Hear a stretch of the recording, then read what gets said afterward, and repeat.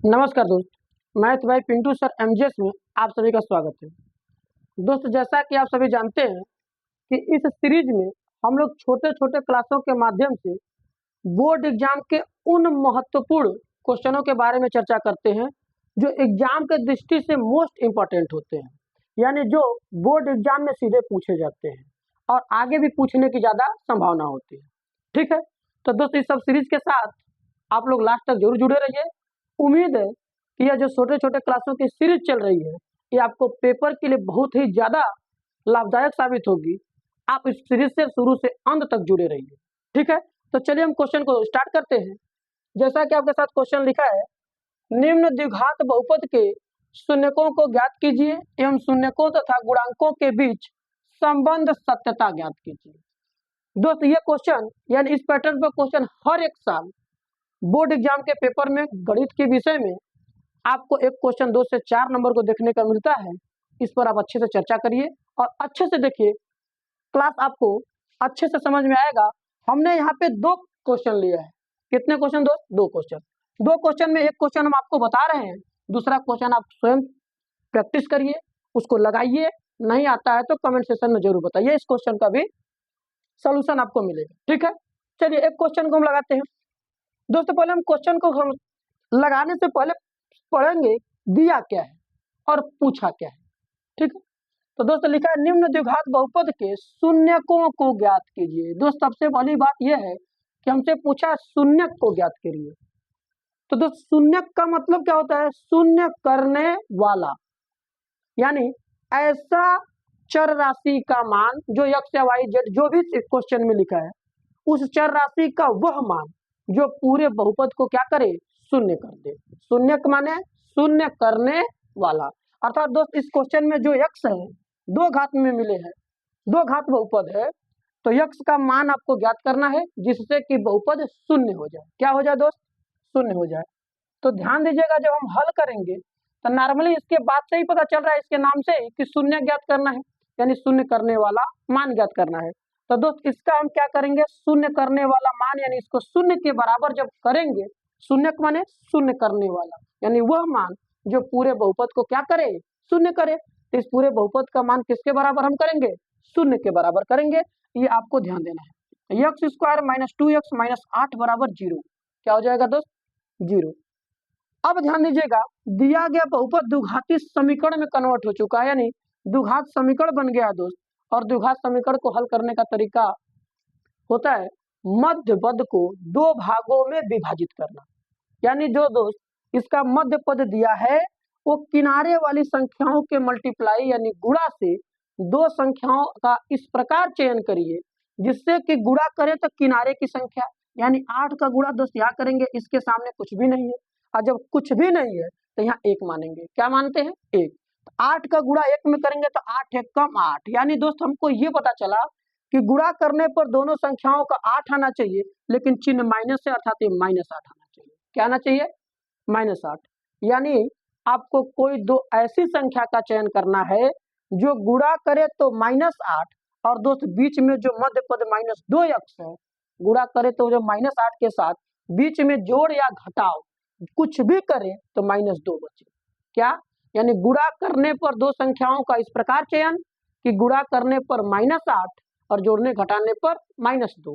तो आप देखेंगे 8 को 2 भागों में बांटेंगे तो 4 और 2, यानी 4 दूना के 8, और दोस्त 4 में से 2 घटेगा तो -2 बचेगा। अब इसमें क्या करेंगे? माइनस बचाने के लिए 4 के साथ माइनस लगाएंगे और 2 के साथ प्लस कहेंगे। क्यों? क्योंकि जो जो बड़ा पद होता है यानी जो बड़ा मान होता है उसी मान का हम चिन्ह अप्लाई करते हैं।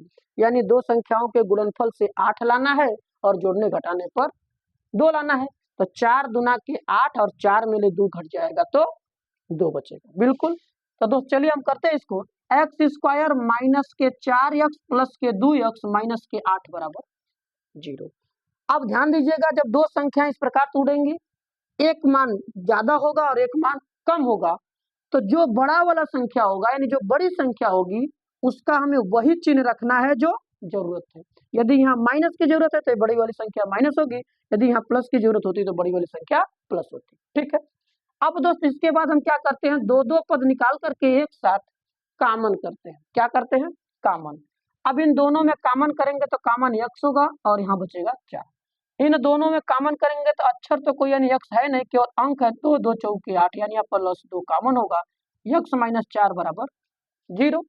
अब देखेंगे इसमें दोनों पद में, दोनों ब्रैकेट में देखेंगे तो x - 4 यहाँ भी और x - 4 यहाँ भी, तो दोनों ब्रैकेट अगर सेम है तो उनको भी हम कॉमन कर देंगे और अगले ब्रैकेट में बचेगा x + 2 बराबर 0। बिल्कुल क्लियर है। अब हम देख रहे हैं दोस्त, दो गुणनखंडों यानी इस द्विघात समीकरण का जब हमने गुणनखंड किया मध्य पद को 2 भागों में विभाजित करके, तो यहाँ से 2 गुणनखंड मिले और दोनों का गुणनफल 0।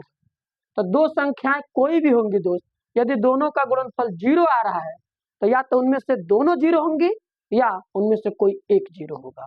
अर्थात जब हमें 0 देता है तो हम यदि करके मान निकालते हैं।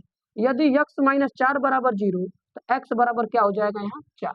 दूसरे को मान निकालें दोस्त, तो यदि x + 2 बराबर 0 तो x बराबर 2 उधर जाएगा तो क्या हो जाएगा -2। यानी दोस्त यहाँ से x का मान 1 ठो 4 आया और x का मान 1 ठो -2 आया। अर्थात कहने का सेंस ये है कि यदि हम शून्य को कहें तो एक शून्य 4 है और एक शून्य -2 है।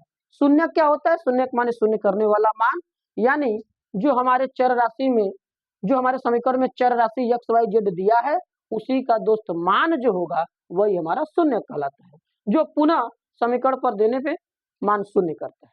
ठीक है, चलिए दोस्त इतना काम तो हम लोग कर लिए कि द्विघात समीकरण द्विघात बहुपद के शून्य को ज्ञात कीजिए। दोस्त सबसे बड़ी बात यह है कि संबंध सत्यता पूछा है। क्या पूछा है? संबंध सत्यता।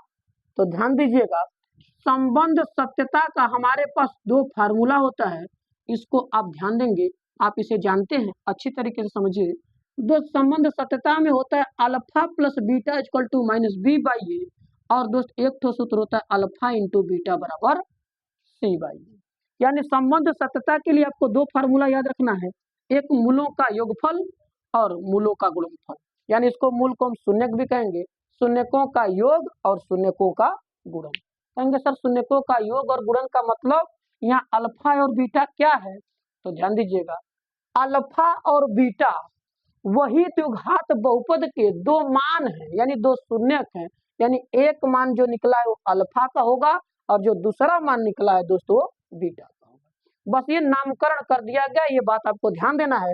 अर्थात जो हम यहाँ x का मान 1 ठो 4 आया है और x का मान 1 ठो -2 आया है, तो हम एक मान को हम अल्फा का मान कहेंगे और जो दूसरा मान है दोस्त उसको हम बीटा का मान कहेंगे। किसका मान कहेंगे? बीटा का। ये बात आप ध्यान देंगे कि एक मान अल्फा का होगा और एक मान बीटा का होता है, बस वही नामकरण किया गया है। और संबंध सत्यता का दोस्त ये दोनों फार्मूला आप याद रखेंगे, बोर्ड पेपर में आपको जरूर पूछा जाता है, या तो OMR शीट पर पूछ लिए जाएंगे या तो वो क्वेश्चन सॉल्व करने को देगा। तो जब भी कभी संबंध सत्यता आए तो आप इन दोनों सूत्र का प्रयोग करेंगे। कभी कभी केवल संबंध सत्यता में शून्यकों का योग और शून्यकों के गुणन का डायरेक्ट सूत्र ही पूछ लेता है OMR शीट पर 1 नंबर में। तो दो शून्यकों का योगफल अल्फा प्लस बीटा बराबर -b/a तथा अल्फा इंटू बीटा यानी शून्यकों का गुणनफल बराबर c/a। ठीक है, तो अल्फा और बीटा के बारे में तो आपने जान लिया कि जो मान निकल के आता है एक मान अल्फा का और दूसरा मान बीटा का। उधर RHS की तरफ देखेंगे दोस्त, तो दोनों तरफ RHS में A B C दिख रहा है, यानी A है, B है, C है। सर ये सब कहाँ से आएंगे? तो दोस्त ध्यान दीजिएगा, जो A B C होंगे वो दिए गए समीकरण यानी बहुपद से लिए जाएंगे। x स्क्वायर का गुणांक पहला है तो उसको a, x का गुणांक दूसरा है तो उसको b और जो अचर पद तीसरा पद है उसको हम c कहेंगे। यानी द्विघात बहुपद या द्विघात समीकरण कहिए क्योंकि बराबर 0 लगा, समीकरण भी कह सकते हैं। तो पहला मान a का मान, दूसरा b का, तीसरा c का। ठीक है, तो इस सूत्र को आप ध्यान देंगे। चलिए हम संबंध सत्यता लगाते हैं। पहला सूत्र यहाँ लिखे हैं दोस्त, संबंध सत्यता अल्फा प्लस बीटा बराबर -b/a। अल्फा का मान कितना है सर? 4। बीटा का मान कितना है सर? -2, यानी प्लस में माइनस का 2। सूत्र के अनुसार -b कहाँ से आएगा सर? पहला a दूसरा b, तो b क्या है सर? -2, यानी माइनस का ये 2 आएगा बटा में a का मान क्या है सर? पहला a, कुछ नहीं है तो वहाँ क्या करेंगे a। अब बताइए 4 + 2 - 2 टकराएगा तो क्या हो जाएगा? -2, माइनस में माइनस टकराएगा तो 2/1 और 4 में 2 घटेगा तो 2 बराबर 2। बताइए ये बात सत्य आई कि नहीं आई? सत्य आई। यानी दोस्त जो हमारा मान निकला है, पहला संबंध सत्ता को फॉलो किया अर्थात सत्य हुआ। दूसरे को भी आपको क्या करना है, चेक करना है। तो दूसरा दोस्त हमारा पुनः अल्फा इंटू बीटा बराबर सी बाई ये होता है। बिल्कुल, अल्फा का मान 4 और बीटा का मान -2, यानी अल्फा का मान 4 गुणा बीटा का मान -2 रखेंगे। सी कहाँ से आएगा सर, समीकरण से आएगा। ए बी सी, तीसरा मान -8 है तो ये हो जाएगा -8 और ए का मान 1 है। देख रहे हैं कुछ नहीं है, कुछ नहीं है तो 1 होगा। अब बताइए 4 में -2 का गुणा करेंगे तो -8 और 1 का भाग देंगे तो वो भी -8, यानी ये भी दोनों पद दोस्त बराबर दोनों तरफ आए कि नहीं आए, आ गए, अर्थात ये दोनों मान सत्य है। अतः हमारा जो मान निकला है, जो हमारे शून्य निकले हैं वो हमारे सत्य है। तो दोस्त जो संबंध सत्यता होता है, यदि इसका हम लोग मोटा अर्थ समझे कि सर क्या होता है, तो ध्यान दीजिएगा संबंध सत्यता जो है इस मान का उत्तर की जांच है, यानी जो मान यानी जो शून्य का आप निकाले हैं वो शून्य सही है कि गलत है।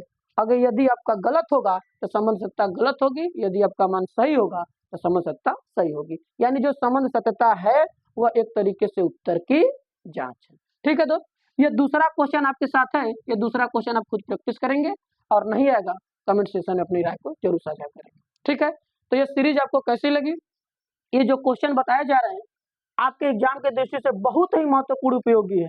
सीधा आपके बोर्ड एग्जाम में क्वेश्चन पूछे जाएंगे। यहाँ जो भी क्वेश्चन आपको इस सीरीज में लिया जाएगा कहीं ना कहीं बोर्ड एग्जाम में पूछे गए होंगे या आगे भी पूछे जाने के अधिक संभावना है। ठीक है, तो हम लोग मिलेंगे इसके नेक्स्ट क्लास में नेक्स्ट क्वेश्चन और नेक्स्ट तर्क के साथ। ठीक है, धन्यवाद।